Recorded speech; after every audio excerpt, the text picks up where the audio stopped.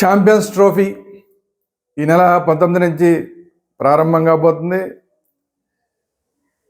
పాల్గొనే జట్లన్నింటిలోనూ ఎవరెవరి బలాలేంటి, బలహీనతలేంటి, ఎవరికి గెలిచే అవకాశాలు ఉన్నాయి, ఎవరికి నాకౌట్కి వచ్చే అవకాశాలు ఉన్నాయి, వీటన్నిటి గురించి మాట్లాడుకుందాం. ముందుగా దాంట్లో ఆఫ్ఘనిస్తాన్ గురించి మాట్లాడుకుంటే, ఆఫ్ఘనిస్తాన్ టోటల్గా రషీద్ ఖాన్ మీద ఆధారపడి ఉందా?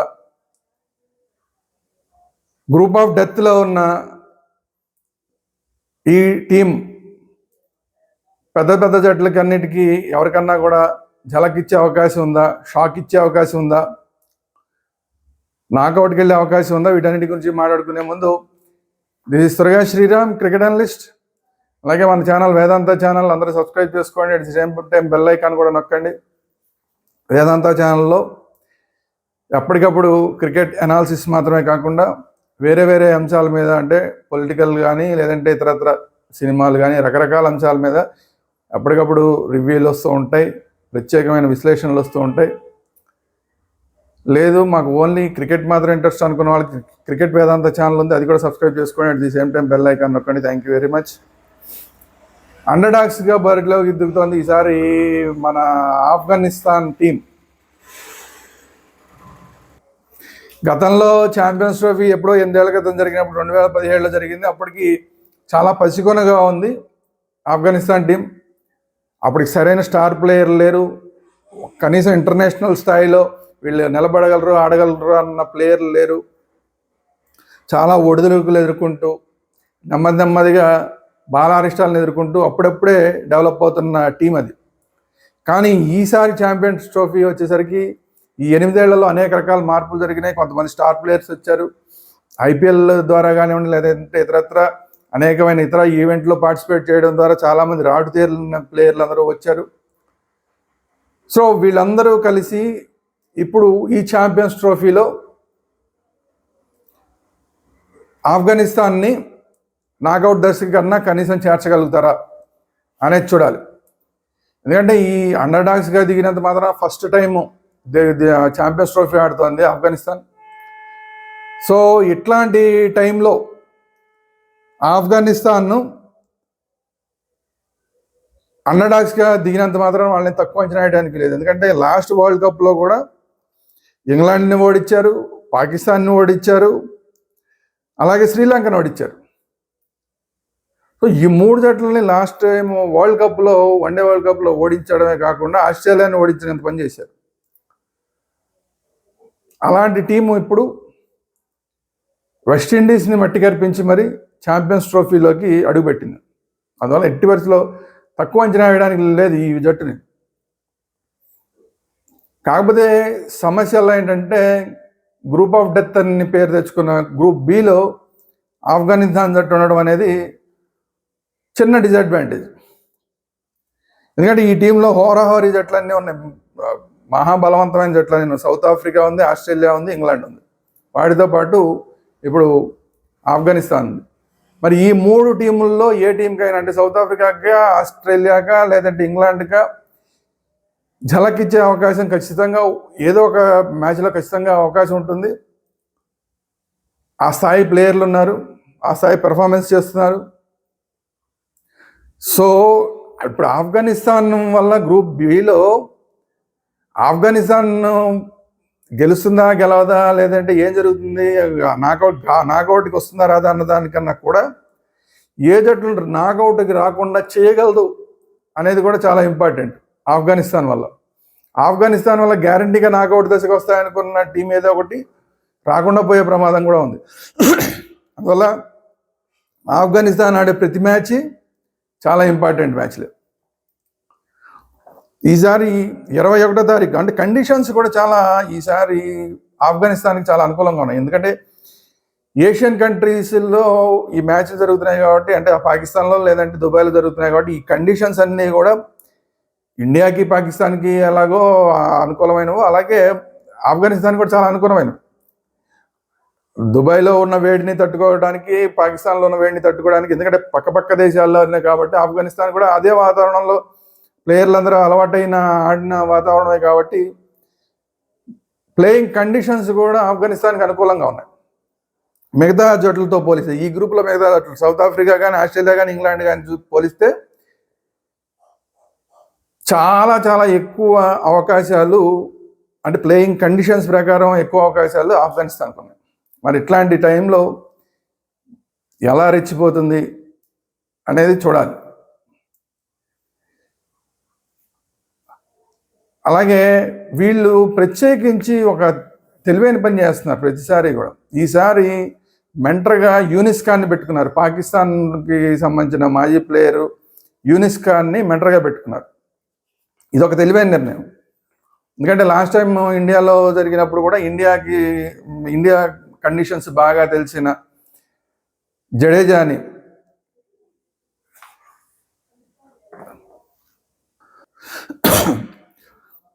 అజయ్ జడేజాని అప్పుడు వాళ్ళ మెంటర్గా పెట్టుకున్నారు. అజయ్ జడేజా ఇక్కడ కండిషన్స్ అన్నింటినీ కూడా ఏది బాగుంది, ఏ ప్లేస్లో ఎలా ఉంటుంది, వెదర్ కండిషన్స్ ఎలా ఉంటాయి, పిచ్ కండిషన్స్ ఎలా ఉంటాయి, అవన్నీ కూడా ముందే వాళ్ళకి చెప్పి దానికి తగ్గ టీంని రెడీ చేయడం వల్ల చాలా అడ్వాంటేజ్ వచ్చింది ఆఫ్ఘనిస్తాన్కి.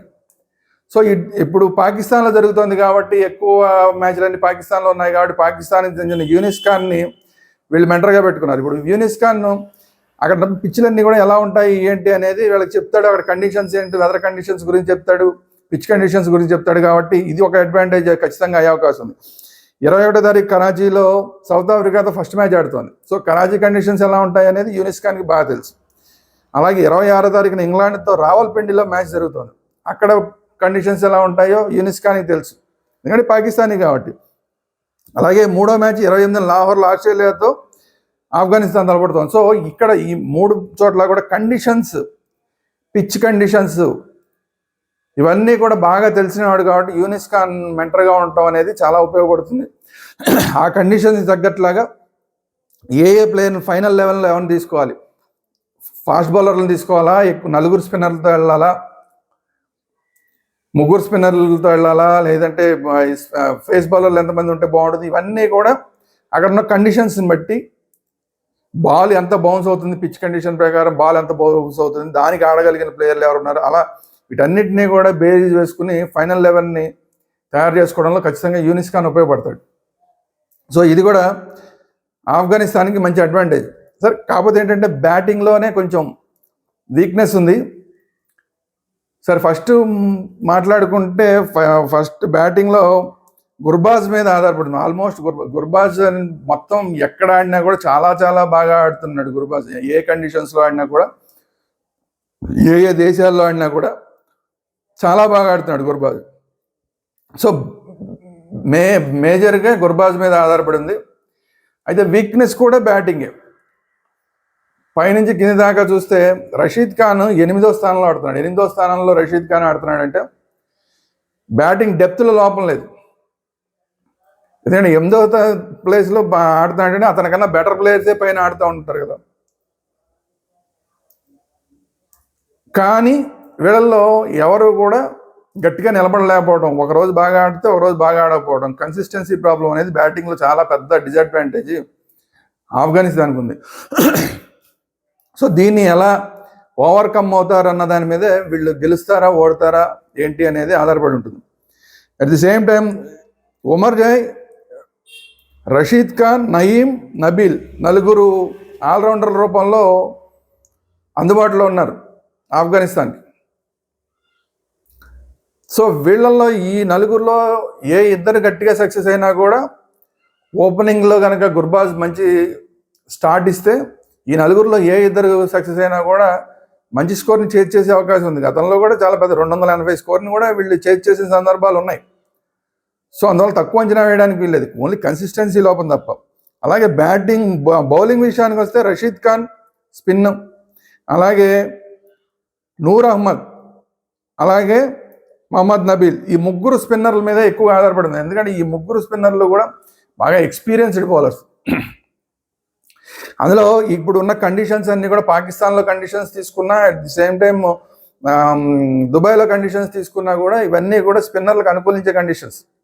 సో ఇలాంటి స్పిన్నర్లు, నూర్ అహ్మద్ లాంటి స్పిన్నరు, అలాగే రషీద్ ఖాన్ లాంటి స్పిన్నర్ ఇద్దరు ఉన్న టైంలో ఒకళ్ళు లెఫ్ట్ ఆర్మ్తో బౌలింగ్ వేస్తే ఒకళ్ళు రైట్ ఆర్మ్తో బౌలింగ్ వేస్తారు. ఇద్దరు ఇబ్బంది పెట్టగలిగిన ప్లేయర్లు. అట్ ది సేమ్ టైం వీళ్ళకి తోడు నవీల్ ఉన్నాడు. సో ఈ స్పిన్ మీద ఎక్కువ ఆధారపడి మ్యాచ్లు గెలుస్తున్న సందర్భాలు కూడా మనం అనేకం చూసాం.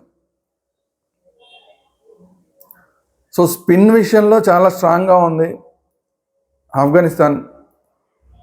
ఫాస్ట్ బౌలర్లు కూడా ఎవరు తక్కువ వాళ్ళు ఏం కాదు, పర్వాలేదు అనిపించే బౌలర్లే ఉన్నారు తప్ప రన్స్ ఫ్రీగా ఇచ్చేసే బౌలర్లు ఏం కాదు. ఓన్లీ థింగ్ వీళ్ళకున్న ప్రధానమైన లోపం ఏంటంటే బ్యాటింగ్లో కన్సిస్టెన్సీ లోపం. పెద్ద మ్యాచ్ల్లో ఆడలేకుండా చతికిల పడిపోవడం, ఈ రెండు కూడా పెద్ద డిసడ్వాంటేజెస్ అవుతున్నాయి. సో ఆ రెండు డిసడ్వాంటేజెస్ని ఇప్పుడు దాటుకుని ఇప్పుడు ఎలా పెర్ఫామ్ చేస్తారు, బ్యాట్స్మెన్ ఎలా పెర్ఫామ్ చేస్తారు, బౌలింగ్ సైడ్ ఎంత పెద్ద టీంనైనా కూడా కట్టడి చేయగలిగిన కెపాసిటీ బౌలర్స్కి అయితే ఉంది. కానీ బ్యాటింగ్లో 1-2-3 గనక మంచి పార్ట్నర్షిప్లు దొరికితే ఆ రోజు ఆఫ్ఘనిస్తాన్ ఆపడం ఇంకెవరి తరం కాదు. ఫస్ట్ బ్యాటింగ్ చేస్తే కనుక ఒక మంచి టోటల్ని కనుక, ఒక ఫైటింగ్ టోటల్ని కనుక బౌలర్స్కి అప్పచెప్తే ఖచ్చితంగా ఆ రోజు బౌలర్లు సక్సెస్ అయ్యే అవకాశం ఉంది. ఎందుకంటే అందరూ కూడా ఈ స్పిన్ కండిషన్లో ఇందాక చెప్పినట్టు స్పిన్కి చాలా ఇబ్బంది పడిపోతారు. సౌత్ ఆఫ్రికా వాళ్ళైనా చాలా ఇబ్బంది పడిపోతారు, ఇంగ్లాండ్ వాళ్ళైనా చాలా ఇబ్బంది పడిపోతారు, ఆస్ట్రేలియా వాళ్ళైనా ఇబ్బంది పడిపోతారు. అందులో ఈ ఏషియన్ కంట్రీస్లో ఉన్న స్పిన్ పిచ్ల మీద ఆడడం మరీ కష్టం వాళ్ళకి. సో అట్లాంటి సందర్భంలో ఏమాత్రం కొంచెం మంచి స్కోర్ని కనుక బ్యాట్స్మెన్ ఇవ్వగలిగితే, ఫస్ట్ బ్యాటింగ్ చేస్తే చాలా చాలా ఖచ్చితంగా గెలిచే అవకాశాలు ఆఫ్ఘనిస్తాన్కి ఉంటాయి. కానీ ఫస్ట్ బౌలింగ్ కనుక ఈ టీంకి వస్తే పెద్ద టీములను కూడా చాలా తక్కువ కంట్రోల్ చేయడానికి, అంటే 250 కన్నా లోపే లేదంటే 200 లోపే కట్టడి చేసినా కూడా పెద్ద ఆశ్చర్యపోకల్లా. 200 కన్నా లోపే కట్టడి చేయగలిగినా కూడా ఆఫ్ఘనిస్తాన్ అవతల సౌత్ ఆఫ్రికాని కానీ, లేదంటే ఇంగ్లాండ్ని కానీ, లేదంటే ఆస్ట్రేలియాని 200 లోపు ఆల్అవుట్ చేసినా కూడా పెద్ద ఆశ్చర్యపోకల్లా. కానీ అట్ ది సేమ్ టైం బ్యాట్స్మెన్ను ఆ టెన్షన్ని తట్టుకొని కన్సిస్టెన్సీని నిలబెట్టుకుని చేజింగ్ చేయగలుగుతారా లేదా, 200, 210, 220 అలాంటి స్కోర్లని వీళ్ళు చేయగలుగుతారా లేదా. 250 చేస్తారా అంటే అన్ని మ్యాచ్ల్లో చేస్తారని చెప్పలేం. కానీ 250 బిలో ఉన్న ఛాలెంజ్నైనా వీళ్ళు తీసుకుని చేయగలుగుతారా లేదా అనేది పెద్ద సమస్య. సో ఈ ఒక్క సమస్య, బ్యాటింగ్లో కన్సిస్టెన్సీ అనే ఒక్క సమస్యని కనుక పరిష్కరించుకోగలిగితే ఆఫ్ఘనిస్తాన్ ఖచ్చితంగా మిగతా 3 టీములకి ఖచ్చితంగా ఝలకిచ్చే అవకాశం ఉంది. నాకౌట్కి చేరే అవకాశం కూడా చాలా చాలా ఎక్కువ ఆఫ్ఘనిస్తాన్కి ఉన్నది. ఎందుకంటే ప్లేయింగ్ కండిషన్స్ ప్రకారంగా చూసుకుంటే ఆఫ్ఘనిస్తాన్కే ఎక్కువ అవకాశం ఉన్నది. సో చూద్దాం ఎలా ఆడుతుందో. రషీద్ ఖాన్ లీడ్ చేస్తాడు. క్యాప్టెన్గా ఇతరున్నా కూడా అహ్మదుల్లా ఉన్నాడు. అహ్మదుల్లా ఉన్నా కూడా ఛాంపియన్ ప్లేయర్ ఎవరయ్యా అంటే టీంలో రషీద్ ఖాన్. సో రషీద్ ఖాన్ బ్యాటింగ్లోనూ పనికి వస్తాడు, బౌలింగ్లోనూ పనికి వస్తాడు, అట్ ది సేమ్ టైం టీంను కూడా లీడ్ చేస్తాడు. సో రషీద్ ఖాన్ జాగ్రత్తగా లీడ్ చేసి నాకౌట్కి తీసుకురాలేకపోతాడా, ఏం జరుగుతుంది అనేది వేచి చూద్దాం. ఇది ఈరోజు వీడియో. ఈ వీడియో కనుక మీకు నచ్చినట్లయితే లైక్ చేయండి. మీ అభిప్రాయాలు ఏంటి? ఆఫ్ఘనిస్తాన్ టీం నాకౌట్ దశ అనుకుంటున్నారా, చేరదనుకుంటున్నారా మీరు? మీ అభిప్రాయాలు ఏంటి కామెంట్ రూపంలో తెలియజేయండి. అట్ ది సేమ్ టైం ఈ వీడియో అందరికీ షేర్ చేయండి. అలాగే మన channel Vedanta channel, at the same time cricket Vedanta channel 2 కూడా సబ్స్క్రైబ్ చేసుకోండి. At the same time bell icon కూడా నొక్కండి. Thank you very much.